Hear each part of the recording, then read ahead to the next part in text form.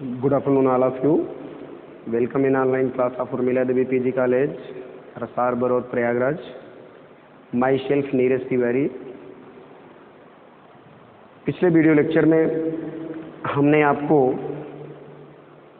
Work done in a cyclic process बताया था. उसके पहले वीडियो में हमने आपको work done in various process आपको बताया था. Work done in isobaric process, work done in isochoric process, work done in isothermal process, work done in polytropic process, work done in adiabatic process. और कल हमने आपको यानी कि पिछले वीडियो में उसके बाद जो वीडियो हमने बनाया था उसमें हमने वर्क डन इन साइक्लिक प्रोसेस आपको बताया था.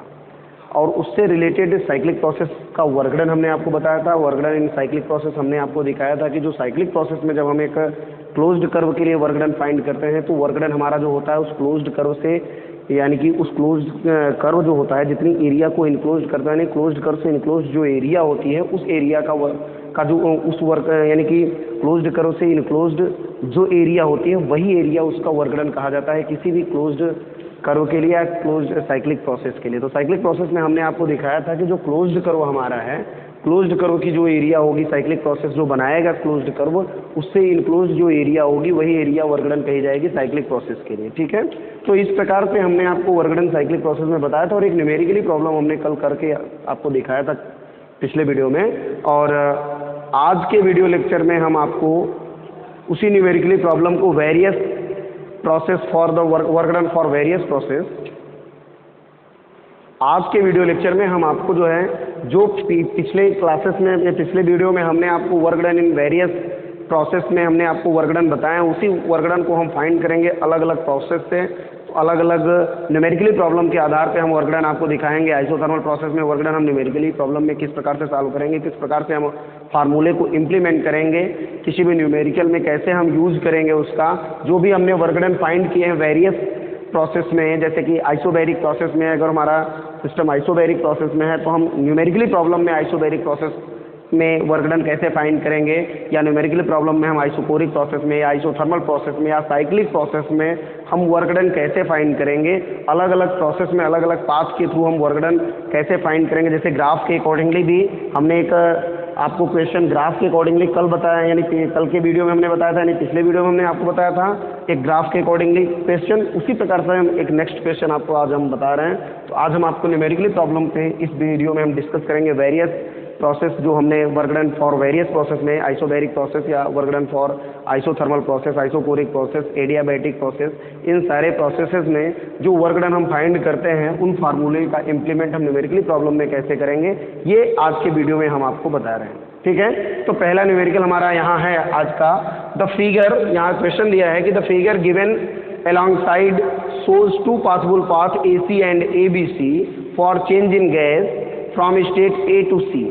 ठीक है, आगे क्वेश्चन कह रहा है कि on which path the work done is more. यानी जो फिगर हमको दिया गया है, फिगर में दो पाथ हमको दिखाए गए हैं, दो पाथ दिखाए गए हैं AC और ABC.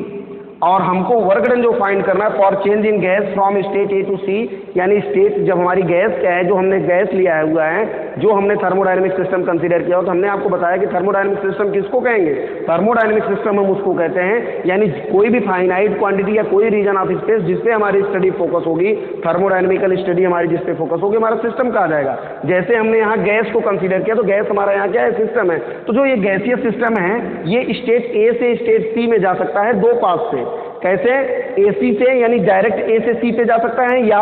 ए से सी, स्टेट ए से सी में जाने के लिए स्टेट ए से सी में जब गैस हमारी चेंज होगी, गैसियस स्टेट जो हमारा गैसियस सिस्टम है वो स्टेट ए से स्टेट सी में जब जाएगा, स्टेट ए से स्टेट सी में जब परिवर्तित होगा तो वो दो पाथ से जा सकता है. ए से यानी कि ए से डायरेक्ट सी में जा सकता है, या ए से पहले बी में जाएगा फिर सी में जाएगा, यानी ए बी सी पाथ से. यानी कहने का मतलब क्वेश्चन में हमको कह रहा है कि गैस है जो चेंज होती है स्टेट ए से स्टेट सी में जाती है वो दो पाथ से होके जाती है. ए से सी में डायरेक्ट जा सकती है या ए बी सी से होके जाती है. तो ए बी सी के दौरान जो वर्क डन हमको फाइंड होगा, और ए से सी यानी जब पाथ ए बी सी से हमारी गैस स्टेट ए से स्टेट सी में जब पाथ ए बी सी से जाएगी तो जो वर्क डन हमको फाइंड होगा वो हम निकालेंगे. और जो जब पाथ ए से सी में जाएगी यानी कि गैस हमारी स्टेट ए से सी में पाथ ए सी के माध्यम से जब जाएगी तो उस दौरान जो हमको वर्क डन फाइंड होगा उनमें से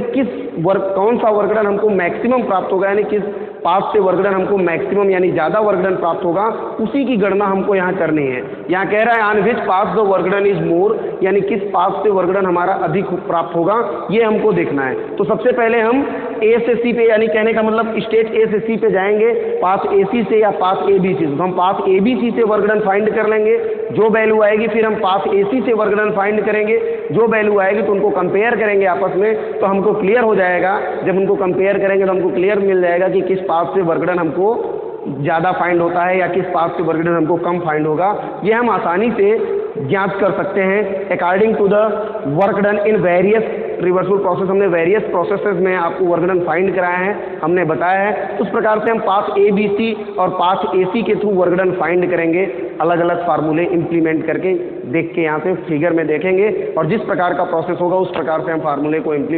अप्लाई करेंगे, यूज करेंगे और वर्क डन को फाइंड करेंगे। तो सबसे पहले हम यहाँ देख रहे हैं कि क्वेश्चन कह रहा है कि जो गैस है हमारी स्टेट ए से स्टेट सी में चेंज होती है, लेकिन वो दो पाथ से जा सकती है, जैसे कि हमने यहाँ ग्राफ के माध्यम से जो फिगर है इसमें हमको दिखाया गया है। ठीक ना, क्वेश्चन में दिया है फिगर में, इस प्रकार से फिगर में हमको दिखाया गया है कि हम स्टेट ए से स्टेट सी में डायरेक्ट ए से सी में जा सकते हैं, या हम पहले ए से बी पे जाएंगे फिर बी से सी पे जा सकते हैं, यानी पाथ ए बी सी से होकर हम सी पे जा सकते हैं, या पाथ ए से डायरेक्ट हम सी में जा सकते हैं। ठीक, तो जब हम पाथ ए बी सी से जाएंगे सी में, यानी ए से सी पे जब गैस हमारी ए से सी में जाएगी पाथ ए बी सी के थ्रू, तो वर्क डन हमको कितना मिलेगा हम ये ज्ञात करेंगे। तो हम यहाँ से वर्क डन पहले फाइंड कर लेंगे, work done through path A B C हम निकाल लेंगे पहले सॉल्यूशन में, यानी हम यहाँ वर्क डन फाइंड करेंगे, पहले एक पाथ से ए बी सी से निकाल लेते हैं, फिर ए और सी से निकालेंगे, फिर वर्क डन को हम कंपेयर करेंगे, तो हम वहाँ से क्लियर हमको हो जाएगा कि किस पाथ में हमको वर्क डन ज़्यादा मिलता है। तो हम यहाँ से निकालेंगे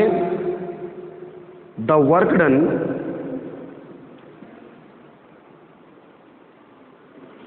work done through path ABC is given by,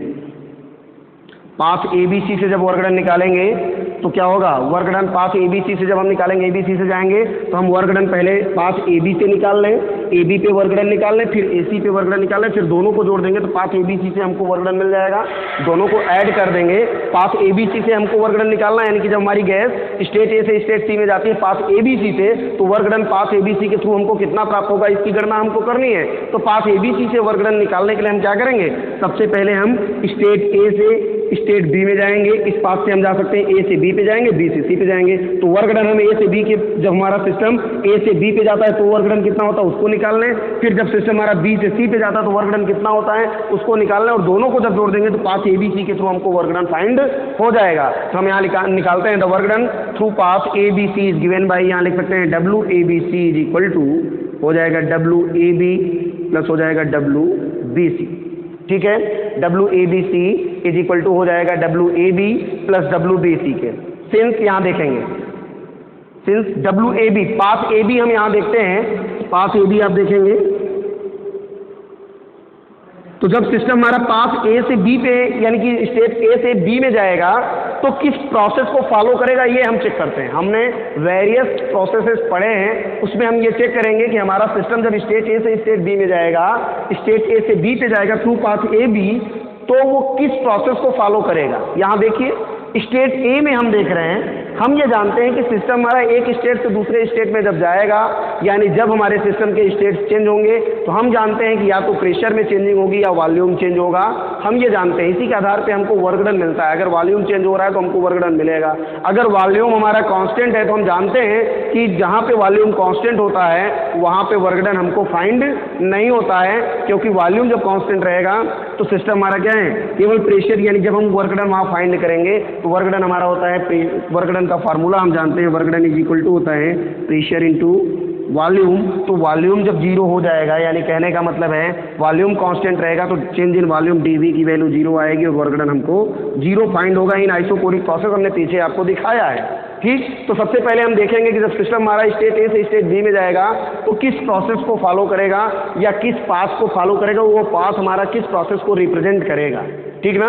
हम जानते हैं कि सिस्टम हमारा इनिशियल स्टेट से फाइनल स्टेट जिस पाथ से जाता है वो पाथ, उस पाथ को हम मेजर करते हैं, वही पाथ हम जो यानी जो पाथ होता है सिस्टम, एक जो हमारा इनिशियल से फाइनल में सिस्टम को रिप्रेजेंट करता है, वही पाथ हमारा प्रोसेस कहा जाता है। हम यहाँ देखेंगे कि सिस्टम हमारा स्टेट ए से स्टेट बी में जाएगा, स्टेट ए से बी में जब जाएगा तो जो ये ए बी पाथ फॉलो करेगा, यह ए बी पाथ किस प्रोसेस को रिप्रेजेंट करेगा, ये हम चेक करते हैं यहाँ से। ठीक है, तो देखते हैं यहाँ हम देखते हैं कि स्टेट ए में जब सिस्टम हमारा होता है तो उसका वॉल्यूम होता है 1 मीटर क्यूब। देख रहे हैं यहाँ स्टेट ए में है तो वॉल्यूम हम देख रहे हैं 1 मीटर क्यूब है। जब स्टेट बी में पहुंचता है तो वॉल्यूम कितना है, स्टेट बी में भी हम देख रहे हैं कि वॉल्यूम हमारा 1 मीटर क्यूब ही है। यानी जब सिस्टम हमारा स्टेट ए से स्टेट बी में जाएगा तो उसके वॉल्यूम में कोई चेंजिंग नहीं हो रही है। यानी कहने का मतलब क्या है, वॉल्यूम 1 मीटर क्यूब था, 1 मीटर क्यूब ही है, यानी वॉल्यूम हमारा कांस्टेंट है। ठीक, तो वॉल्यूम जब हमारा यहाँ कांस्टेंट होगा, ध्यान दीजिए वॉल्यूम कांस्टेंट है, यानी सिस्टम हमारा किस प्रोसेस को फॉलो करेगा, आइसोकोरिक प्रोसेस को। यानी जब सिस्टम हमारा पाथ ए से बी में जाएगा तो आइसोकोरिक प्रोसेस को फॉलो करेगा। और हम जानते हैं in the isochoric process there are no work done, यानी कोई भी वर्क डन हमको फाइंड आइसोकोरिक प्रोसेस में नहीं होता है। तो यहाँ हम कह सकते हैं इंप्लाइज दैट सिंस, यहाँ हम कह सकते हैं since WAB is equal to 0, bracket में लिख सकते हैं because here change in isochoric, change कैसा है, आइसोकोरिक है, आइसोकोरिक है, दैट इज आइसोकोरिक है तो क्या होगा, V is equal to constant implies that DV is equal to क्या होगा, 0 होगा। तो जब हम वर्क डन फाइंड करेंगे तो नेट वर्क डन हम जानते हैं इंटीग्रेशन ऑफ PdV होगा, और इंटीग्रेशन ऑफ PdV की वैल्यू क्या हो जाएगी, 0 हो जाएगी। या हम जानते हैं इन आइसोकोरिक प्रोसेस, हमने आपको बताया है कि वर्क डन क्या है, वर्क डन हमारा होता है नेट वर्क डन हम जानते हैं area under PV diagram for a process. तो फॉर आइसोकोरिक प्रोसेस हमने आपको दिखाया है, पिछले वीडियो में हमने आपको दिखाया था, उसमें हमने बताया है पीछे कि जब आइसोकोरिक प्रोसेस में हम वर्क डन फाइंड करते हैं तो work done for isochoric process क्या होता है, work done for isochoric process is equal to, या हम कहते हैं area under PV diagram in isochoric process is 0। यानी कहने का मतलब PV डायग्राम में जब हम आइसोकोरिक प्रोसेस में PV डायग्राम को यानी PV डायग्राम के थ्रू जो एरिया हमारी कवर की जाएगी वही एरिया हमारी क्या होती है, वर्क डन कही जाती है। लेकिन under PV diagram in isochoric process under PV diagram there are no area covered by the PV graph, PV graph के द्वारा कोई भी एरिया कवर नहीं की जाती है। या under PV diagram there are no area, the area under PV diagram in isochoric process is equal to 0 होता है, इसलिए आइसोकोरिक प्रोसेस में वर्क डन 0 होगा। ऐसे भी आप कह सकते हैं, या हम सिंपली जानते हैं W इज इक्वल टू होता है इंटीग्रेशन ऑफ PdV के, इंटीग्रेशन ऑफ PdV होता है इंटीग्रेशन ऑफ PdV, P आपका बाहर होगा, DV कांस्टेंट है, V कांस्टेंट है, DV की वैल्यू 0 हो जाएगी, वर्क डन हमारा क्या होगा, 0 होगा। तो WAB की वैल्यू क्या हो जाएगी, 0 होगी। क्यों 0 होगी, क्योंकि जब सिस्टम हमारा स्टेट ए से स्टेट बी में जाएगा तो स्टेट ए से स्टेट बी में जाएगा तो जो चेंज होगा हमारा वो कैसा होगा, चेंज इज आइसोकोरिक होगा, और आइसोकोरिक होगा तो वर्क डन हमको 0 फाइंड होगा। WAB इज इक्वल टू 0 हो जाएगा। नाउ WBC जब निकालेंगे तो WBC जब सिस्टम हमारा स्टेट बी से स्टेट सी में जाएगा, सिस्टम स्टेट बी से स्टेट सी में जाएगा, यहाँ इसका मतलब क्या है, जब सिस्टम स्टेट ए से स्टेट बी में जाएगा तो केवल प्रेशर चेंज होगा, वॉल्यूम चेंज नहीं होगा, हमको वर्क डन फाइंड नहीं होगा। जब सिस्टम हमारा स्टेट बी से स्टेट सी में जाएगा तो हम देखते हैं कि BC के थ्रू जब सिस्टम पाथ BC को फॉलो करेगा तो हमारा प्रोसेस कैसा होगा, सिस्टम जब पाथ BC को फॉलो करेगा तो यहाँ देखते हैं, यहाँ देखिए B से जब C पे जाएगा, ध्यान दीजिए जब सिस्टम हमारा स्टेट B से स्टेट C में जाएगा तो B से C के दौरान हम देख रहे हैं स्टेट B में सिस्टम का वॉल्यूम क्या है,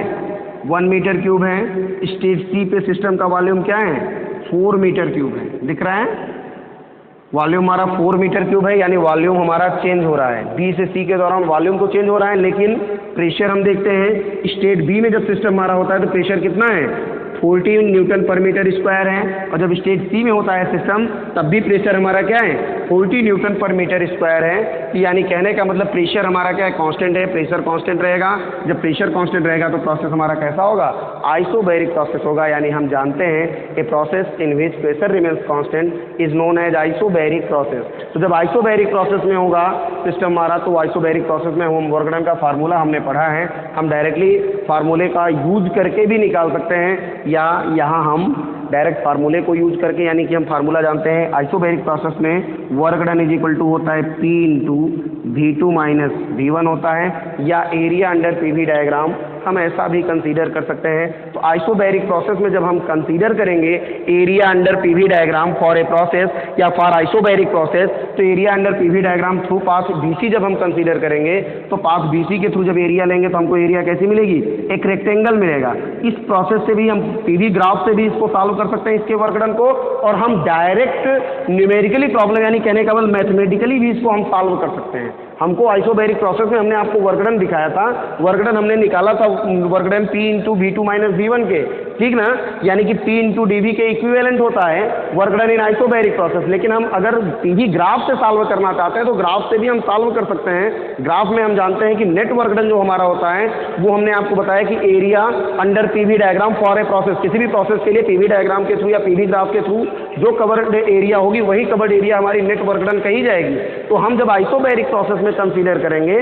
तो आइसोबैरिक प्रोसेस में एरिया जो पीवी डायग्राम के थ्रू कवर की जाएगी तो एरिया हमारी क्या होगी, इस बीसी पाथ के थ्रू कितनी एरिया कवर की जाएगी हम ये देख रहे हैं पीवी डायग्राम के थ्रू। तो यहाँ एरिया होगी, यहाँ से देखिए BCED के बराबर, BCED ये जो रेक्टेंगल होगा ये एरिया कवर्ड किया जाएगा पीवी डायग्राम के थ्रू यानी पीवी ग्राफ के थ्रू। तो जब हम आइसोबैरिक प्रोसेस में पीवी ग्राफ के थ्रू यानी कि पीवी ग्राफ के थ्रू वर्कडन फाइंड करेंगे तो वर्कडन हमारा क्या होगा, BCED की एरिया के इक्विवेलेंट होगा। तो यहाँ से हम कंसीडर कर सकते हैं, ऐसे भी आप निकाल सकते हैं एरिया ऑफ रेक्टेंगल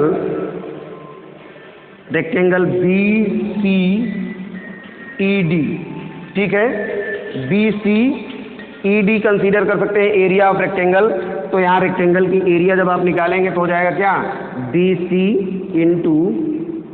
CE के इक्विवेलेंट होगा। BC की वैल्यू आप जानते हैं, BC की वैल्यू कितनी है, BC की वैल्यू जब आप निकालेंगे तो BC की वैल्यू यहाँ से मिल जाएगा आपका, B से देखिए BC इंटू CE है, BC की वैल्यू जब आप निकालेंगे तो BC की वैल्यू क्या होगी, 4 माइनस 1 हो जाएगा, BC की वैल्यू होगी 4 माइनस 1 इंटू हो जाएगा CE की वैल्यू जब हम निकालेंगे तो CE की वैल्यू क्या होगी, 0 से 40 है यानी 40 माइनस 0 इंटू हो जाएगा 40, या यहाँ से हो जाएगा 4 माइनस 1 करेंगे 3 हो जाएगा, यहाँ हो जाएगा 40 और वैल्यू आ जाएगी 120 जूल, 120 जूल आ जाएगा वर्क डन WBC का, ठीक है। हमको BC पाथ के थ्रू जब वर्कडन निकालेंगे तो 120 जूल आएगा। तो हम यानी पीवी डायग्राम से भी वर्कडन फाइंड कर सकते हैं या डायरेक्ट मैथमेटिकली अगर हम वर्कडन फाइंड करें तब भी हम यहाँ से निकाल सकते हैं। देखिए डायरेक्ट मैथमेटिकली अगर आप निकालेंगे तो W is equal to P V2 minus V1 होता है, यहाँ W हो जाएगा, P की वैल्यू हमने निकाली आपको, P की वैल्यू कितनी है BC के through 40 Newton per metre square है, इंटू V2 माइनस V1 करेंगे 4 माइनस 1 हो जाएगा और वैल्यू हमको मिलेगी 40 इंटू 3 यानी 40 इंटू 3 हो जाएगा, वैल्यू आएगी 120 जूल, ठीक ना। यही वर्कडन हमको चाहे हम डायरेक्ट मैथमेटिकल आप निकालें या डायरेक्टली हम पीवी डायग्राम से भी निकालें तो वर्कडन हम फाइंड कर सकते हैं। तो WBC इज इक्वल टू हम लिख सकते हैं P del V, WBC is equal to P del V लिखेंगे, या इम्प्लाइज डेल V का मतलब है चेंज इन वॉल्यूम। P हमको पता है WBC पाथ पे प्रेशर हमारा 40 है, डेल V की वैल्यू निकालेंगे चेंज इन वॉल्यूम यानी फाइनल वॉल्यूम में से इनिशियल वॉल्यूम आप सब्सट्रैक्ट करेंगे, फाइनल वॉल्यूम हमारा 4 है, इनिशियल वॉल्यूम हमारा 1 है, तो 4 माइनस 1 हो जाएगा, ऐसा भी लिख सकते हैं, या इसको हम P into V2 minus V1 भी कंसीडर कर सकते हैं। या यहाँ से हो जाएगा WBC इज इक्वल टू हो जाएगा 40 into 3 is equal to 120 joule, implies that WBC is equal to हो जाएगा 120 जूल। ये वर्कडन हमको फाइंड हो जाएगा पाथ BC के थ्रू, और पाथ EB के थ्रू वर्कडन हमको पहले से मिला हुआ है 0 होगा, और हम इस प्रकार से पर नेट वर्कडन निकाल सकते हैं। लिखेंगे 10 the total work done through path ABC is given by WABC is equal to हो जाएगा WAB यानी 0, WBC करेंगे 120 यानी WABC इज इक्वल टू हो जाएगा 120 जूल। ये वर्कडन हो जाएगा। अब इसी प्रकार से हम पाथ AC के लिए वर्कडन फाइंड कर सकते हैं। यहाँ से now the work done through path AC is given by, path AC से हम वर्गणन निकाल सकते हैं यहाँ से। A से C में जब सिस्टम को हम कंसीडर करेंगे तो पाथ AC के थ्रू जब वर्गणन आप निकालेंगे तो हम इसको PV डायग्राम के थ्रू निकाल सकते हैं। PV डायग्राम के थ्रू अगर हम निकालें तो यहाँ हो जाएगा WAC इज इक्वल टू, यहाँ वर्गणन हमारा होगा WAC इज इक्वल टू हो जाएगा एरिया ऑफ हो जाएगा ACEDA, area of closed curve होगा AC, देखिए ACEDA, इसके थ्रू ये क्लोज्ड कर्व हो जाएगा। एरिया ऑफ ACEDA या इम्प्लाइज दैट यहाँ से करेंगे तो WAC इज इक्वल टू हो जाएगा, ध्यान दीजिएगा। जैसे इसकी एरिया जब निकालेंगे, एरिया निकालेंगे हाफ हो जाएगा, हाफ होता है, हम जानते हैं कि ट्रायंगल की जो एरिया होती है हम जानते हैं वो हाफ होता है। आधार गुणे ऊंचाई यहाँ करेंगे कंसीडर, तो हाइट यहाँ हमारी हो जाएगी, देखिए CE और AD के इक्विवेलेंट होगी, यहाँ से कंसीडर कर लेंगे तो वैल्यू यहाँ से हमारी आएगी, यहाँ से हो जाएगा हाफ DE हो जाएगा, हाफ DE होगा इनटू हो जाएगा यहाँ से हाफ DE हो जाएगा, फिर यहाँ से हो जाएगा CE plus AD, CE plus AD, half DE होगा इनटू हो जाएगा CE प्लस AD के या AD प्लस CE के, ठीक है। इस प्रकार से हम कंसीडर करेंगे AD प्लस CE हो जाएगा, ठीक है ना। यहाँ से कंसीडर करेंगे आप WAC इज इक्वल टू हो जाएगा हाफ DE की वैल्यू निकालेंगे, DE की वैल्यू हो जाएगी 4 - 1 इनटू हो जाएगा CE की वैल्यू निकालेंगे, CE की वैल्यू हो जाएगी 40 प्लस हो जाएगा यहाँ से AD की वैल्यू निकालेंगे 10 होगा, मल्टीप्लाई कर देंगे यहाँ से तो हो जाएगा 1/2 इन यहाँ हो जाएगा इंटू 3 इंटू हो जाएगा 50 या हो जाएगा 150/2 या WAC इज इक्वल टू आ जाएगा 75 जूल, ठीक। WAC इज इक्वल टू हो जाएगा 75 जूल। तो हम यहाँ से देख रहे हैं, कह रहा है on which path the work done is more, तो हम यहाँ से देख रहे हैं हमको WAC की वैल्यू मिली 75 जूल और WABC की वैल्यू मिली 120 जूल। तो हम यहाँ से वर्क डन के आधार पे हम कह सकते हैं कि on path from path through path ABC the work done is more than path AC, यानी AC के थ्रू AC से के अपेक्षा वर्कडन हमारा क्या है, ABC के पाथ के थ्रू वर्कडन हमारा मैक्सिमम है। तो हम यहाँ लिख सकते हैं hence the work done is more through path ABC in comparison ABC hence the work done is more through path ABC, ऐसे लिखेंगे इसको, देखिए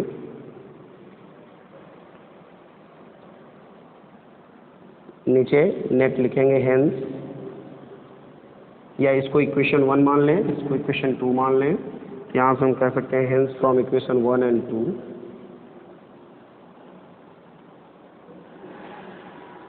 we say that the,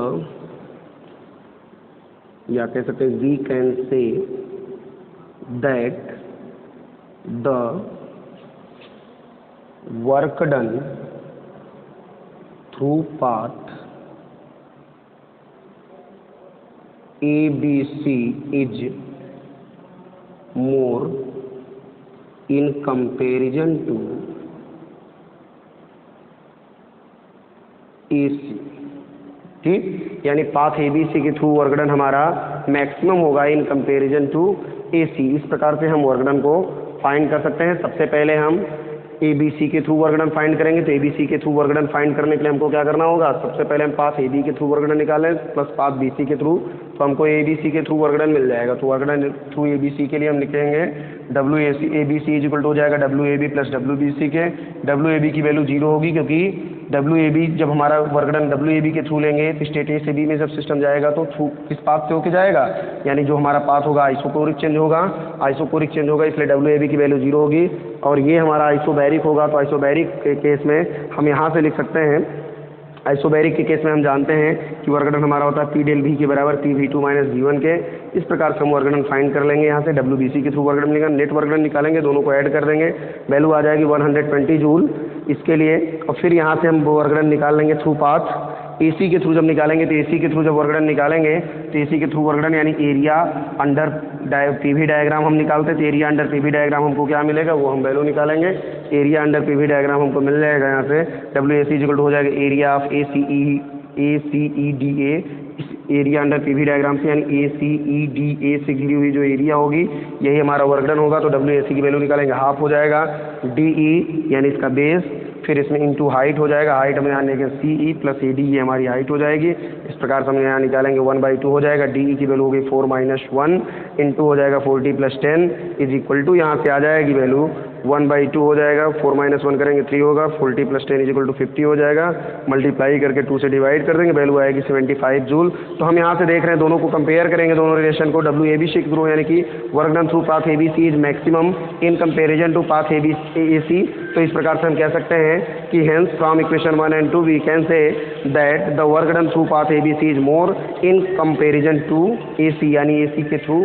जो वर्क डन हमको फाइंड है, ABC के थ्रू जो वर्क डन फाइंड है, ABC के थ्रू जो वर्क डन हमको मिला है वो AC की अपेक्षा अधिक है। ठीक है, इस प्रकार से हमारा एक न्यूमेरिकली प्रॉब्लम समाप्त होता है। नेक्स्ट हम आपको इसी प्रकार से बताते हैं।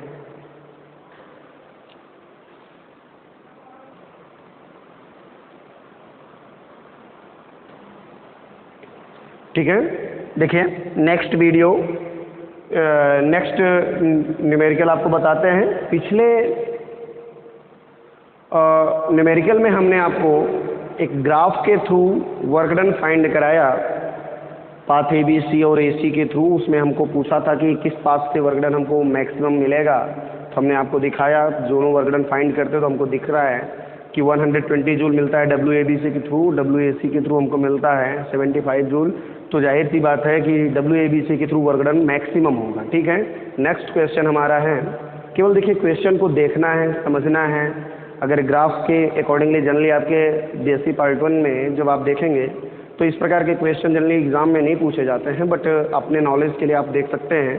हाँ, अगर आपको ग्राफ दिया है तो ग्राफ के अकॉर्डिंगली हम कैसे सॉल्व करेंगे हमने आपको बताया। ठीक है, जब हम AC के थ्रू सॉल्व करेंगे तो हमने जैसे देखा कि क्लोज्ड कर्व का जैसे हम वर्क डन फाइंड करते हैं उसी प्रकार से AC के थ्रू जब डायरेक्ट निकालेंगे तो हम वहाँ एरिया ऑफ AC से घिरी हुई जो पूरी एरिया होगी AC कर्व से PV डायग्राम में वो सारी एरिया को कंसीडर करेंगे। जैसे ACEDA ये टोटल एरिया हम कंसीडर करते हैं, उसके आधार पर हमने वर्क डन फाइंड कराया आपको। ठीक है, अब यहाँ देखिए जैसे क्वेश्चन कह रहा है if in an isothermal expansion the volume of 1 gram mole of a gas at 27 degree C is doubled if in an isothermal expansion। Isothermal expansion का मतलब सिंपल सी बात है, आइसोथर्मल एक्सपेंशन का मतलब है समतापीय प्रसार। ठीक ना, आइसोथर्मल एक्सपेंशन को हम कह रहे हैं का मतलब है समतापीय प्रसार, यानी कहने का मतलब ऐसा एक्सपेंशन यानी कि जब गैस एक्सपैंड करे, गैस का वॉल्यूम इंक्रीज करे बट टेम्परेचर हमारा क्या हो, कांस्टेंट हो। यानी आइसोथर्मल एक्सपेंशन का मतलब जहां आइसोथर्मल वर्ड आया इसका मतलब क्या है कि those expansion in which the temperature remains constant, यानी वह प्रसार जिसमें हमारा टेम्परेचर कांस्टेंट होगा उसको उस एक्सपेंशन को हम क्या कहेंगे, आइसोथर्मल एक्सपेंशन बोलेंगे। ठीक है, आइसोथर्मल एक्सपेंशन बोलते हैं। तो क्वेश्चन कह रहा है, क्वेश्चन केवल ध्यान से समझना है। क्वेश्चन अगर हम ध्यान से पढ़ लेंगे, क्वेश्चन हमको समझ में आ जाएगा तो हमको ये पता हो जाता है। जैसे क्वेश्चन पढ़ने पे ही सारी चीज़ें अगर हमको क्वेश्चन समझ आ जाए तो हम आसानी से ये समझ सकते हैं कि इस क्वेश्चन इस प्रॉब्लम को सॉल्व करने के लिए हमको किस फार्मूले को इम्प्लीमेंट में लाना है, किस फार्मूले को यूज करना है, हम क्या यूज करेंगे कि हमको मिल जाएगा वर्क डन फाइंड होगा। ये सारी चीज़ें हम जब यानी कि क्वेश्चन ध्यान से समझ में आ जाएगा तो हमको क्या यूज करना है, कहाँ पे कौन सी वैल्यू रखनी है, वो हम आसानी से जान पाते हैं। ठीक है, तो देखते हैं क्वेश्चन कह रहा है if in an isothermal expansion. तो हमने जस्ट अभी आपको बताया कि आइसोथर्मल एक्सपेंशन का मतलब है क्या है कि वो एक उस प्रकार का एक्सपेंशन जहां पे टेम्परेचर क्या हो, कांस्टेंट हो। यानी टेम्परेचर जैसे यहाँ कह रहा है if in an isothermal expansion the volume of 1 gram mole of a gas at 27 degree C is doubled. यानी कह रहा है कि एक आइसोथर्मल एक्सपेंशन में the volume of 1 gram mole of a gas, यानी गैस के 1 ग्राम मोल का जो वॉल्यूम यानी आयतन है, उसका जो वॉल्यूम है of gas at 27 degree C is doubled. यानी आइसोथर्मल एक्सपेंशन है और टेम्परेचर दे रहा है 27 डिग्री सी पे डबल्ड होता है, यानी 27 डिग्री सी उसका क्या है, कांस्टेंट टेम्परेचर है। यानी 27 डिग्री से टेम्परेचर पे जब हम आइसोथर्मल एक्सपेंशन, इसके बाद टेम्परेचर इंक्रीज नहीं करेगा, क्योंकि टेम्परेचर अगर इंक्रीज करता तो वॉल्यूम और बढ़ता। लेकिन 27 डिग्री सेंटीग्रेड पे जब हम सिस्टम के टेम्परेचर को फिक्स करते हैं, इस इन एन आइसोथर्मल एक्सपेंशन, कह रहा है आइसोथर्मल एक्सपेंशन में 27 डिग्री सेंटीग्रेड पे 1 ग्राम मोल गैस का जो वॉल्यूम है वो डबल्ड हो जाता है, यानी दोगुना हो जाता है। यानी गैस का टेम्परेचर 27 डिग्री सी जब होता है तो गैस 1 ग्राम मोल गैस का जो वॉल्यूम है वो डबल हो जाता है। यानी जैसे हम मान लें कि गैस का जो वॉल्यूम है नॉर्मल टेम्परेचर प्रेशर पे हम कंसीडर कर लें कि गैस का जो वॉल्यूम है, यदि इफ हम कंसीडर कर लें V है, if we consider the volume of gas at temperature T consider कर लें, at temperature T is V, then at temperature 27 degree C, जब गैस का टेम्परेचर 27 डिग्री सी है, लेकिन यहाँ कह रहा है आइसोथर्मल एक्सपेंशन है, यानी टेम्परेचर कांस्टेंट है, यानी कि 27 डिग्री सी पे ही जब गैस को 27 डिग्री सी पे फिक्स करते हैं टेम्परेचर को, तो उसका वॉल्यूम जो 1 ग्राम मोल का पहले होता है, जैसे मान लीजिए पहले हमने V माना है, तो 27 डिग्री सी पे उसका वॉल्यूम क्या होता है, डबल हो जाता है, यानी V से 2V हो जाता है। ठीक, अब आगे कह रहा है calculate the work done in the process. तो इस आइसोथर्मल एक्सपेंशन में हमको वर्क डन फाइंड करना है। If in an isothermal expansion the volume of 1 gram mole of a gas at 27 degree C is doubled, यानी यदि किसी आइसोथर्मल एक्सपेंशन में किसी गैस का जो वॉल्यूम है, गैस के 1 ग्राम मोल का जो वॉल्यूम है वो 1 ग्राम मोल का वॉल्यूम क्या है, डबल हो जाता है 27 डिग्री सी पे, तब आप वर्क डन कैलकुलेट करिए, यानी तब W की वैल्यू निकालिए आइसोथर्मल प्रोसेस में। सिंपली पीछे हम चलते हैं, रिकॉल करते हैं, पिछले वीडियो को देखते हैं। पीछे वीडियो में हमने आपको बताया है work done in various process, तो वेरियस प्रोसेसेस में आइसोथर्मल प्रोसेस में भी हमने वर्क डन आपको फाइंड कराया था। वर्क डन होता है आइसोथर्मल प्रोसेस में जब हम कंसीडर करते हैं, तो isothermal process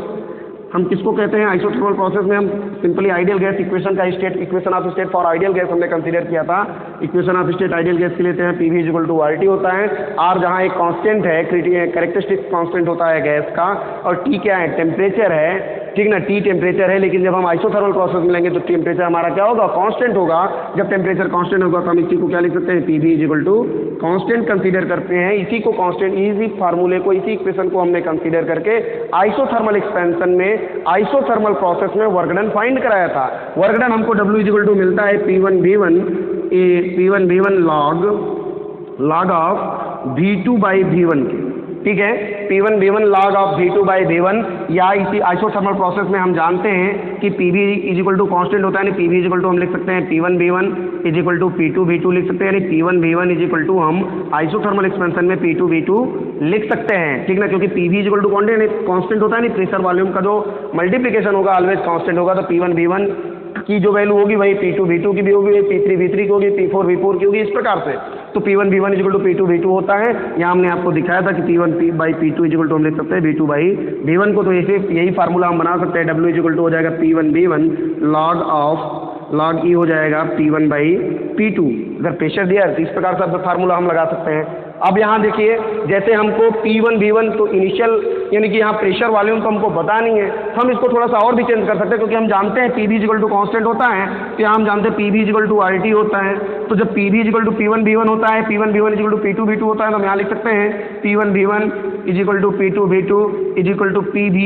PV is equal to RT, तो P1V1 P2V2 is equal to भी हम RT कंसीडर कर सकते हैं, या implies that P1V1 is equal to RT1 हम कंसीडर कर सकते हैं, P2V2 इज इक्वल टू हम मान लें टेम्परेचर था RT2 कंसीडर कर सकते हैं, इस प्रकार से हम कंसीडर कर सकते हैं। तो यहाँ से हम लिख सकते हैं जो फार्मूला हमने बनाया है, यहाँ P1V1 ना लेके अगर हम PV को ही कंसीडर करें तो W इज इक्वल टू होगा P1V1 log V2 by V1 है, तो हम इसको P2V2 log V2 by V1 भी लिख सकते हैं, P1V1 को हम PV भी लिख सकते हैं, और PV लिख सकते हैं तो हम P1V1 को RT भी लिख सकते हैं, RT log V2 by V1 consider कर सकते हैं, या इंप्लाइज दैट, क्यों लिख सकते हैं, क्योंकि P1 V1 है, PV इक्वल टू कांस्टेंट है, तो हमने बताया था आपको, पीछे बताया PV इक्वल टू हमने मान लिया PV इक्वल टू कांस्टेंट, यानी प्रेशर वॉल्यूम का जो मल्टीप्लिकेशन है वो कांस्टेंट है, यानी प्रेशर वॉल्यूम का मल्टीप्लिकेशन अगर हम ले रहे हैं तो जैसे P1 V1 consider, P1 V1 की वैल्यू भी, या P2 V2 प्रेशर वॉल्यूम का मल्टीप्लिकेशन जो भी होगा वो कांस्टेंट होगा, तो PV की वैल्यू हम लिख सकते हैं P1 V1 के बराबर, या P1 V1 को P2 V2 के बराबर कंसीडर कर सकते हैं। तो यहाँ से देखिए हम जानते हैं PV इक्वल टू RT, तो हम P1 V1 equal to RT भी लिख सकते हैं। यहाँ P1 V1 हम मानते हैं कि प्रेशर वॉल्यूम, जब P1 हो वॉल्यूम V1 हो तो टेम्परेचर हमारा T1 है, तो हम RT1 भी कंसीडर करते हैं, इस प्रकार से कंसीडर कर सकते हैं। तो जनरली हम यहाँ से P1 V1 equal to P2 V2 जो हमने यहाँ लिया हुआ है, इसको हम P1 V1 P2 V2 equal to RT1 ले सकते हैं, RT भी कंसीडर कर सकते हैं। तो यहाँ हम लिख सकते हैं W is equal to RT log V2 by V1 लिख सकते हैं। तो यहाँ log to the base E है, बेस को हम 10 बनाने के लिए क्या करेंगे, बेस को 10 बनाने के लिए हम मल्टीप्लाई करते हैं, यहाँ से देखिए W इक्वल टू हो जाएगा RT log V2 by V1 है, तो बेस को 10 बनाने के लिए हम 2.3026 का मल्टीप्लाई कर सकते हैं, 2.3026 कहते हैं, या जनरली 2.303 का मल्टीप्लिकेशन अगर हम कर दें, इसमें गुणा कर दें, तो log का जो बेस हमारा E है ये बेस बदल के 10 हो जाएगा, ठीक है। तो इस प्रकार से हम यहाँ कंसीडर कर सकते हैं, देखेंगे, ठीक। तो W इक्वल टू हम P1 V1 log V2 by V1 को ये फार्मूले में भी लिख सकते हैं, W equal to RT log V2 by V1 भी लिख सकते हैं, या 2.303 का मल्टीप्लाई कर देंगे, 2.303 RT log, तो हमारा बेस जो E है ये बेस 10 हो जाएगा, log 10 V2 by log V2 by V1 to the base 10 हो जाएगा यहाँ से। अब यहाँ से इसी फार्मूले का इस्तेमाल करेंगे, देखिए R की वैल्यू हमको यहाँ से दिया गया है, T की वैल्यू ऑलरेडी दी गई है, V2 और V1 की वैल्यू भी दी गई है। हमको पहले इनिशियल वाले हमारा V1 होता है, जब 27 डिग्री C पे हम गैस को फिक्स करते हैं तो वॉल्यूम V1 से बदल के हमारा क्या होता है 2 भी हो जाता है, यानी जो वॉल्यूम होता है वो दोगुना हो जाता है। तो V2 की वैल्यू क्या होगी, इनिशियल वॉल्यूम का अगर हम V1 की वैल्यू माने V है तो फाइनल वॉल्यूम हमारा क्या होगा 27 डिग्री C पे 2 भी हो जाएगा, तो V2 की वैल्यू हमारी 2 भी हो जाएगी, 2 भी बाई V रखेंगे, वैल्यू आ जाएगी, यहाँ से रख के आंसर हम निकाल सकते हैं। तो ठीक है, यहाँ से हम फार्मूला इस प्रकार से आइसोथर्मल एक्सपेंशन के लिए कंसीडर कर सकते हैं। PV भी ले सकते हैं, PV log V2 by V1 ले सकते हैं, या PV के स्थान पर हम RT कंसीडर कर सकते हैं, ठीक है। तो यहाँ से देखेंगे सॉल्यूशन इसका। सॉल्यूशन में हम देखते हैं, सॉल्यूशन में हम लिख सकते हैं work done in isothermal expansion, the work done in isothermal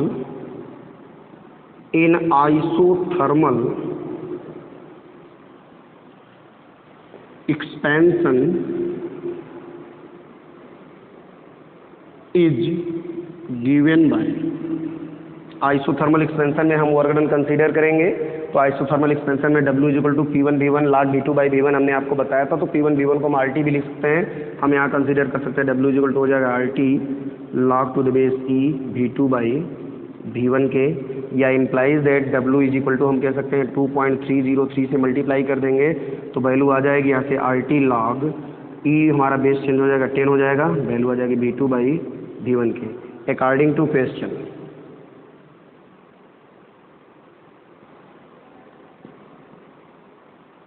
when T is equal to 27 degree C, then the initial volume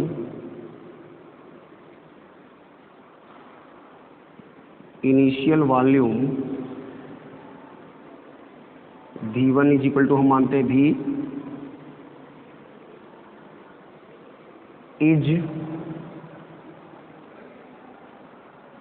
is doubled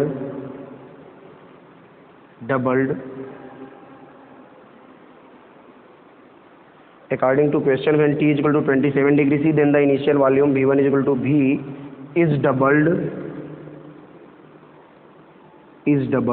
that is final volume V2 is equal to हो जाएगा, doubled हो जाएगा यानी 2B, ठीक है, V2 is equal to 2B के। हमने यहाँ लिखा है according to question when T is equal to 27 degree C, यानी जब टेम्परेचर 27 डिग्री C होता है, then the initial volume V1 is equal to V, जब जो इनिशियल वॉल्यूम V1 को हमने मान लिया V है, V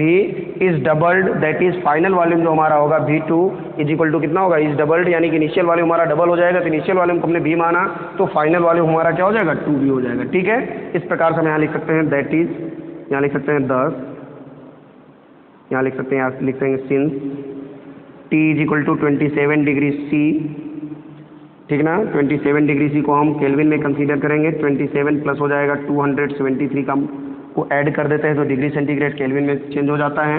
वैल्यू हो जाएगी 300 केल्विन। यानी डिग्री सेंटीग्रेड को केल्विन में अगर बदलना है तो 273 यानी 273 को ऐड कर देंगे, वैल्यू हमारी डिग्री सेंटीग्रेड से केल्विन में बदल जाएगी। टी की वैल्यू हो गई 300 kelvin. V1 is equal to here, यहाँ V1 is equal to V हमने माना है, and at 27 degree C V2 is equal to क्या हो जाएगा 2V के। हाँ, R की वैल्यू दी गई है, R की वैल्यू है 8.3 जूल है पर मोल इंटू केल्विन, जूल पर मोल इंटू केल्विन हो जाएगा। अब यहाँ से हम वैल्यू रख देंगे और आंसर हमको प्राप्त हो जाएगा। हेंस यहाँ लिखेंगे, hence W is equal to हो जाएगा 2.303 इंटू 8.3 इंटू टी की वैल्यू रखेंगे 300 इंटू हो जाएगा log 10 V2 बाई V1 की वैल्यू रखेंगे यानी 2V बाई V, या इम्प्लाइज दैट यहाँ से हो जाएगा W is equal to 2.303 into 8.3 into 300 into हो जाएगा log 10 log 2 to the base 10, और वैल्यू हम log 2 टू द बेस 10 की जानते हैं, यहाँ रख देंगे और उसके आधार पर आंसर आप निकाल लेंगे। 2.303 होगा इंटू हो जाएगा 8.3 इंटू 300 इंटू हो जाएगा log 2 to the base 10, value होती है इसकी 0.3010, ठीक ना। मल्टीप्लाइड कर देंगे सबका तो नेट वर्क डन हमको मिल जाएगा। जब मल्टीप्लाई कर देंगे तो नेट वर्क डन हमको मिलेगा, यहाँ से क्लियर वैल्यू आ जाएगी 1725.8 जूल। ये हमको नेट वर्क डन फाइंड हो जाएगा। जब इसको मल्टीप्लाई करेंगे तो वैल्यू हमको आ जाएगी 1725.8 जूल, ठीक ना। इस प्रकार से हम वर्क डन फाइंड कर सकते हैं इन आइसोथर्मल एक्सपेंशन, ठीक है। आइसोथर्मल एक्सपेंशन में क्वेश्चन कह रहा है कि आइसोथर्मल एक्सपेंशन है, इसलिए हमने फार्मूला आइसोथर्मल एक्सपेंशन का लगाया है। क्वेश्चन कह रहा था कि गैस का जो वॉल्यूम है 1 ग्राम मोल के लिए वो 27 डिग्री C पे डबल हो जाता, तो हमने मान लिया कि उसका इनिशियल वॉल्यूम V होगा, तो 27 डिग्री C पे उसका फाइनल वॉल्यूम क्या होगा, डबल हो जाएगा, यानी V का 2 गुना हो जाएगा, 2V हो जाएगा। इस प्रकार से हमारी वैल्यू यहाँ मिल जाती है V1 इक्वल टू V हमने मान लिया इनिशियल वॉल्यूम, फाइनल वॉल्यूम मान लेते हैं V2 इक्वल टू 2V होगा। R की वैल्यू ऑलरेडी पहले क्वेश्चन में दिया गया है, T की वैल्यू 27 डिग्री C है, केल्विन में बदल लेंगे। इसके बाद उठा के वैल्यू को कहाँ रखेंगे, फार्मूले में आप रख देंगे, आंसर आपको मिल जाएगा। इस प्रकार से हमको आंसर मिल जाता है 1725.8 जूल। ये हमारा वर्क डन हो जाएगा। इस प्रकार से इनका मल्टीप्लाइड आपस में करेंगे और ये वर्क डन हमको फाइंड होगा इन आइसोथर्मल एक्सपेंशन। जब 27 डिग्री C पे हमारा वॉल्यूम क्या होगा, डबल हो जाएगा, तो हमको वर्क डन इतना फाइंड होगा, ठीक है।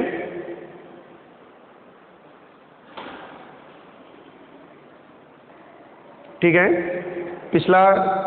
न्यूमेरिकल आपने देखा, उसमें हमने आइसोथर्मल प्रोसेस में देखा। अब नेक्स्ट हम आपको न्यूमेरिकल बता रहे हैं आइसोबैरिक प्रोसेस में, ठीक है। यहाँ कह रहा है क्वेश्चन की the volume of a gas at constant pressure of 4 atmosphere changes from 75 litre to 125 litre. Calculate the work done in the expansion when 1 atmospheric pressure is equal to 1.0 into 10 to the power 5 newton per metre square, ठीक है। Question देखिए, पहला question जो हमने आपको बताया वो graph से रिलेटेड था, हमने ग्राफ का क्वेश्चन बताया, ठीक ना। उसमें आइसोबैरिक प्रोसेस, आइसोकोरिक प्रोसेस हमने वगैरह बताया, ठीक है।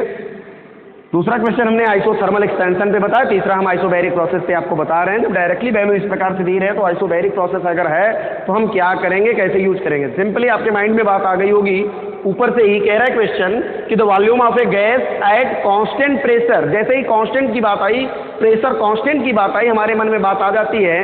कि कांस्टेंट प्रेशर यानी आइसोबैरिक प्रोसेस के लिए हमको वर्क डन फाइंड करना होगा, यानी कि जो हम सिस्टम यहाँ कंसीडर किए हुए हैं एट कांस्टेंट प्रेशर आ गया है, इसको हमने आइसोबैरिक प्रोसेस में लिया है। अगर हमको वर्क डन पूछ रहा है तो हमको वर्क डन आइसोबैरिक प्रोसेस में निकालना है, तो सिंपली हमने आइसोबैरिक प्रोसेस में वर्क डन का फार्मूला पढ़ा हुआ है, ठीक है। उसके आधार पे हम यहाँ उस फार्मूले को यूज करेंगे। जो वैल्यूज यहाँ दी गई हैं उन वैल्यूज को हम, अगर यूनिट क्लियर है तो यूनिट को नहीं चेंज करेंगे, डायरेक्टली लिखेंगे। अगर यूनिट क्लियर नहीं है तो हम उनको उस यूनिट को इंटरनेशनल सिस्टम की यूनिट यानी MKS सिस्टम में चेंज करेंगे, उसके बाद यूज करेंगे फार्मूले में, आंसर प्राप्त कर लेंगे, ठीक है। तो क्वेश्चन क्या कह रहे हैं, सिंपली आप देखिए, क्वेश्चन कह रहा है कि the volume of a gas at constant pressure of 4 atmosphere, यानी एक गैस का वॉल्यूम है जो कि 4 एटमॉस्फेयर कांस्टेंट यानी 4 एटमॉस्फेयर के स्थिर दाब पर कांस्टेंट प्रेशर पे उसका वॉल्यूम क्या है, चेंजेस यानी परिवर्तित होता है फ्रॉम 75 लीटर टू 125 लीटर। यानी एक गैस है जिसका वॉल्यूम 4 एटमॉस्फेरिक कांस्टेंट प्रेशर पे, 4 एटमॉस्फेयर कांस्टेंट प्रेशर पे यानी 4 वायुमंडलीय स्थिर दाब पर उसका जो वॉल्यूम है वो 75 लीटर से 75 लीटर से 125 लीटर यानी 125 लीटर, 75 लीटर से 125 लीटर के बीच में चेंज होता है। यानी इनिशियल वॉल्यूम उसका कितना है, 75 लीटर है, और फिर फाइनल वॉल्यूम यानी कि जब प्रेशर को हम कांस्टेंट करते हैं 4 एटमॉस्फेयर पे तो उसका वॉल्यूम क्या है, 75 लीटर से बढ़ के 125 लीटर हो जाता है। ठीक, तो जब वॉल्यूम चेंज होता है तो आगे क्वेश्चन कह रहा है calculate the work done in the expansion. तो वॉल्यूम यहाँ क्या है, एक्सपैंड हो रहा है, पहले 75 लीटर था, अब वॉल्यूम क्या है 125 लीटर है, तो यानी वॉल्यूम एक्सपैंड कर रहा है, तो इसलिए कह रहा है calculate the work done in the expansion, यानी इस प्रसार में हमको वर्क डन यानी किए गए कार्य की गणना करनी है। आगे कह रहा है व्हेन 1 एटमॉस्फेरिक प्रेशर, यानी जब 1 एटमॉस्फेरिक प्रेशर यानी एक वायुमंडलीय दाब बराबर 1 × 10⁵ न्यूटन पर मीटर स्क्वायर हो। ठीक ना, तब हमको ये दिखना है कि 4 एटमॉस्फेरिक कांस्टेंट प्रेशर पे एक गैस है जिसका वॉल्यूम 75 लीटर से 125 लीटर तक चेंज होता है, तो उसका वॉल्यूम जब 75 लीटर से 125 लीटर तक चेंज होता है तो कितना वर्क डन हमको फाइंड होगा कांस्टेंट प्रेशर पे, यही हमको ज्ञात करना है यहाँ से। ठीक है, तो सिंपली यहाँ कांस्टेंट प्रेशर आया है, प्रोसेस कैसा है, हमने आपको बताया कि दो process in which pressure remains constant throughout the initial to final state, यानी इनिशियल टू फाइनल स्टेट के बीच में जिस सिस्टम में यानी जिस प्रोसेस में प्रेशर हमारा कांस्टेंट होता है वो प्रोसेस हमारा क्या कहा जाता है, आइसोबैरिक प्रोसेस कहा जाता है। और in the isobaric process we know that the work done is equal to the area under PV diagram भी आप कंसीडर कर सकते हैं, या जनरली हम जानते हैं work done is equal to P यानी pressure into final volume minus initial volume. ठीक है, इस प्रकार से हम कंसीडर करते हैं। तो यहाँ लिखेंगे सॉल्यूशन में सिंपली हमको दिख रहा है कि कांस्टेंट प्रेशर है यानी आइसोबैरिक प्रोसेस है, तो हम यहाँ लिखेंगे the work done in isobaric process is given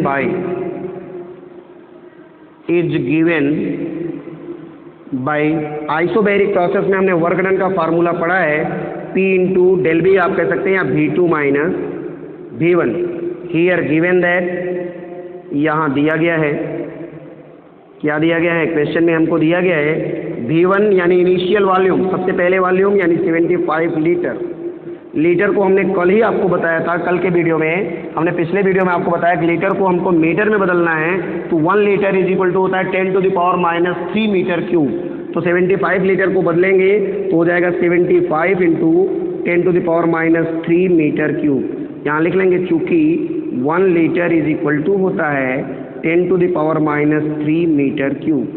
ठीक है, फाइनल वॉल्यूम V2 कितना है, 125 लीटर है, लीटर को हम मीटर क्यूब में बदलेंगे तो हो जाएगा 125 इंटू 10⁻³ मीटर क्यूब। ठीक, अब प्रेशर हमको दिया गया 4 एटमॉस्फेयर, और क्वेश्चन में ही हमको दे रहा है कि 1 atmospheric pressure is equal to होता है 10⁵ न्यूटन पर मीटर स्क्वायर। तो 4 atmospheric pressure is equal to हो जाएगा 4 into 1.0 into 10⁵ newton per metre square. ठीक है, यहाँ चूंकि हम लिख लेंगे क्वेश्चन में दिया गया है 1 atmospheric pressure, 1 atmospheric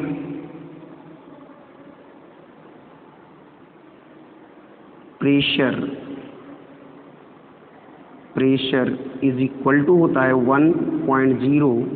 into 10⁵ newton per metre square. ठीक, अब यहाँ से P की वैल्यू पता है, V2 V1 की वैल्यू पता है, तो हम आसानी से वर्क डन निकाल सकते हैं। Hence W is equal to हो जाएगा work done is equal to 4 into 10⁵ into bracket में हो जाएगा V2 यानी 125 माइनस हो जाएगा 75 into 10 to the power -3।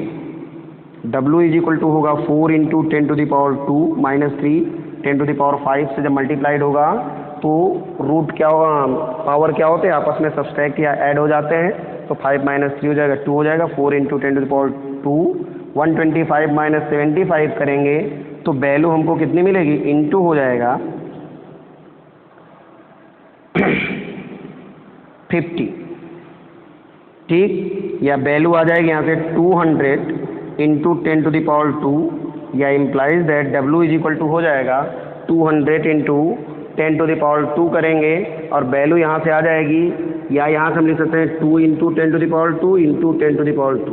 Value हो जाएगी W is equal to 2 into 10 to the power 4 joule. ये हमको वर्क डन फाइंड होगा, ये हमारा हो जाएगा आंसर। इस प्रकार से हम आइसोबैरिक प्रोसेस में अगर कांस्टेंट प्रेशर दिया है, क्वेश्चन इस प्रकार से दिया है, तो हम आसानी से वर्क डन फाइंड कर सकते हैं।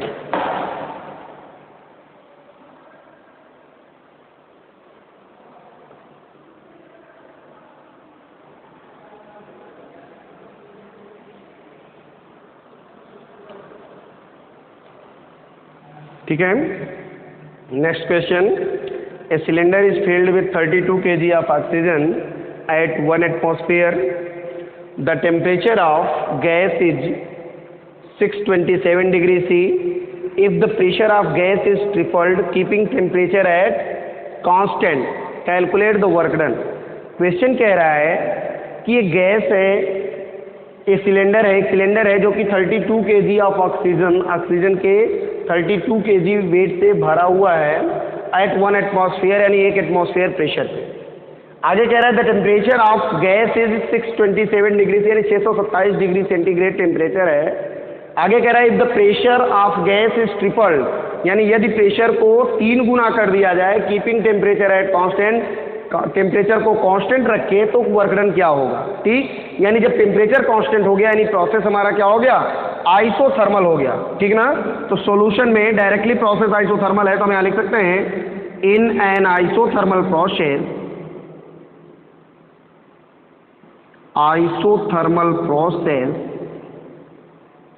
वी हैव, आइसोथर्मल प्रोसेस में हम जानते हैं P1 V1 is equal to होता है P2 V2 के, ठीक। हियर यहां कह रहा है P1 क्या है, इनिशियल प्रेशर है, P2 क्या है, फाइनल प्रेशर है। पहले प्रेशर हमारा क्या था, P1 मान लेते था, ठीक, फिर टेम्परेचर को कांस्टेंट कर देता है 627 डिग्री सी पे और प्रेशर को क्या करता है, 3 गुना बढ़ाता है, यानी P1 की अपेक्षा, जैसे इनिशियल प्रेशर अगर हमारा P1 है तो जो फाइनल प्रेशर है वो क्या है, इनिशियल का 3 टाइम्स यानी 3 गुना है। यानी हियर यहाँ कह सकते हैं कि P1 इज इक्वल टू क्या होगा, फाइनल प्रेशर जो होगा P2 इज इक्वल टू होगा 3 P1 के, यानी इनिशियल प्रेशर का 3 गुना हो जाएगा, ठीक। कब, जब टेम्परेचर हमारा 6 यानी कांस्टेंट होगा, टेम्परेचर को कांस्टेंट करके हम प्रेशर को क्या करते हैं, 3 गुना बढ़ाते हैं, यानी कि इनिशियल प्रेशर का 3 गुना कर देते हैं। मान लेते हैं इनिशियल प्रेशर हमारा P1 है तो फाइनल प्रेशर हमारा क्या होगा, 3P1 होगा, तो हमने यहाँ से मान लिया P2 इज इक्वल टू हो जाएगा 3P1। कभी इस फार्मूले से आप जानते हैं, क्योंकि हम जानते हैं P1 by P2 is equal to होता है V2 बाई V1, इसके आधार पे अब यहाँ इम्प्लाइज दैट हम कर सकते हैं P1 बाई P2 रखेंगे, यानी P1 अपान हो जाएगा 3P1 is equal to V2 by V1 के, या इम्प्लाइज दैट हो जाएगा V2 by V1 is equal to होगा P1 की वैल्यू P1 से कैंसिल हो जाएगा 1/3 के, या इम्प्लाइज दैट यहाँ से V2 इज इक्वल टू आ जाएगा 1/3 V1 की, ठीक है। V2 की वैल्यू आ जाएगी 1/3 V1 के। अब यहाँ से ध्यान दीजिएगा, इस प्रकार से यहाँ से देखिए वैल्यू हमको मिल गई, V1 V2 की वैल्यू मिल गई, ठीक। अब यहाँ से आइसोथर्मल प्रोसेस में वर्क डन हम निकाल सकते हैं, द वर्क डन, और भी क्या दिया गया उसको भी रख लेते हैं। T की वैल्यू हमको दी गई है 627 degree C, 627 degree centigrade, kelvin में बदल देंगे, 273 ऐड कर दिया आपने, 627 में 73 जोड़ेंगे 700 होगा, और 627 डिग्री सेंटीग्रेड में 273 हम ऐड कर देंगे, तो हमारा यहाँ से जो वैल्यू आएगी 627 डिग्री सी, जब हम ऐड करेंगे या यहाँ शायद 273 ऐड करेंगे, 8 2 10, ठीक, 727 होगा मान लेते हैं, या 627 ही मान लीजिए, कोई दिक्कत नहीं है। 273 करेंगे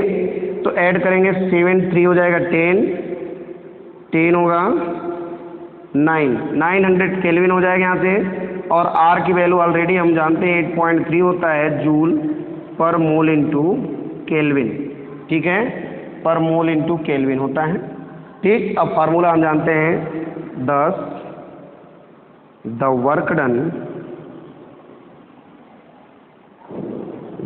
work done in an isothermal process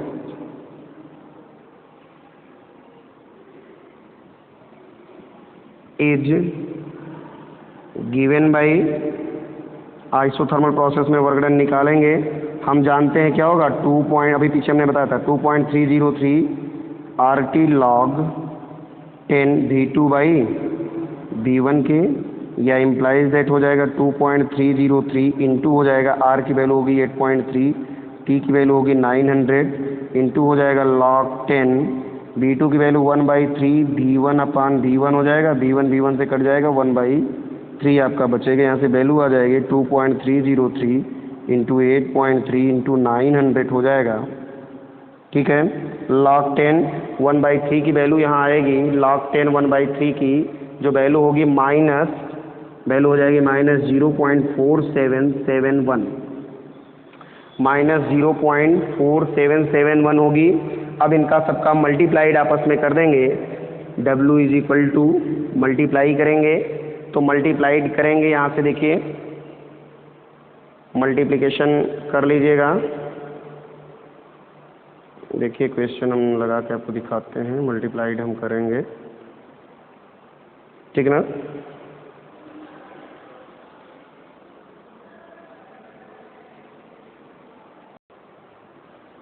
ठीक है, तो वैल्यू हमको मिल जाएगी यहाँ से 8207.7 जूल, यानी 8207.7 जूल मिलेगा, लेकिन माइनस साइन, तो माइनस साइन जब मिलेगा वर्क डन हमारा माइनस में आएगा, तो वर्क डन जब माइनस आया तो इसका मतलब क्या है कि the work is done on the system, यानी तब कार्य हमारा किस पे होगा, सिस्टम पर कार्य जब होगा तो वर्क डन हमारा नेगेटिव, और जब बाई द सिस्टम यानी सिस्टम के द्वारा कार्य होता है तो वर्क डन हमको पॉजिटिव मिलता है। तो यहाँ क्या है, यहाँ work done on the system होगा, इसलिए हमको वर्क डन यहाँ नेगेटिव साइन में मिला हुआ है, ध्यान दीजिएगा। इस प्रकार से हम वर्क डन निकालेंगे, log 10 log 1/3 to the base 10 की वैल्यू आएगी -0.4771, ठीक है, ये एंटी लॉग से हम निकालेंगे वैल्यू को, फिर सबका मल्टीप्लाई कर देंगे, मल्टीप्लिकेशन के बाद हमको वैल्यू आएगी